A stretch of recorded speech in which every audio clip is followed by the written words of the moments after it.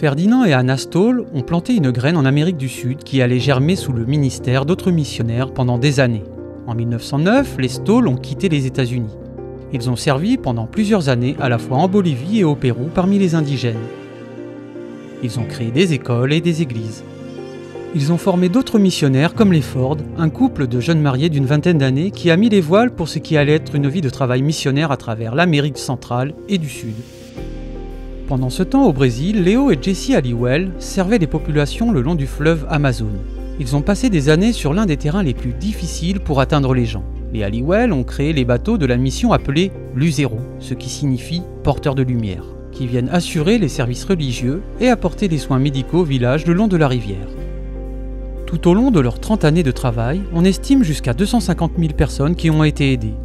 Aujourd'hui encore, l'héritage des Halliwell se perpétue à travers l'exploitation des bateaux Luzero, qui apportent espoir et guérison aux gens. La région sud-américaine compte plus de 2,5 millions d'adventistes du 7e jour.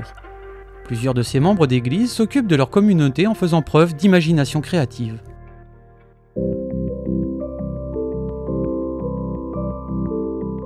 Jair a grandi au Brésil, et les gens pensaient de lui qu'il n'était pas digne de confiance et qu'il causait pas mal de problèmes.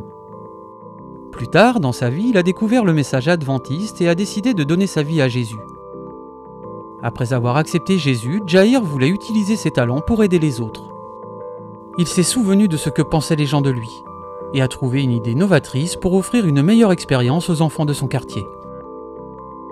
Jair a un atelier de vélo qu'il a transformé en centre d'influence urbain. Il a appelé les enfants de l'église adventiste locale et les a encouragés à inviter les amis du voisinage à faire du vélo. Plus de 30 enfants ont participé. Jair a réparé les vieux vélos et les a donnés aux enfants qui n'en avaient pas. Ils ont nommé leur activité « les amis du vélo ». Ils ont commencé à faire cela tous les dimanches. Et c'est devenu une routine d'avoir des études bibliques après leur tour de vélo. Résultat, 2 enfants ont été baptisés et 3 autres sont prêts à donner leur cœur à Jésus. Aujourd'hui, la communauté a confiance en Jair et voit qu'il a changé. Les mêmes personnes qui l'ont critiqué dans sa jeunesse envoient aujourd'hui leurs enfants et leurs petits-enfants dans son magasin de vélo pour faire partie du programme. Jair n'est qu'un exemple parmi d'autres, de la manière dont les membres des églises de la région sud-américaine prennent à cœur la participation totale des membres et diffusent avec enthousiasme un message d'espoir aux personnes qui les entourent. Veuillez prier pour cette partie du monde et pour les façons passionnantes dont Dieu y travaille. Merci pour le soutien que vous apportez à notre mission.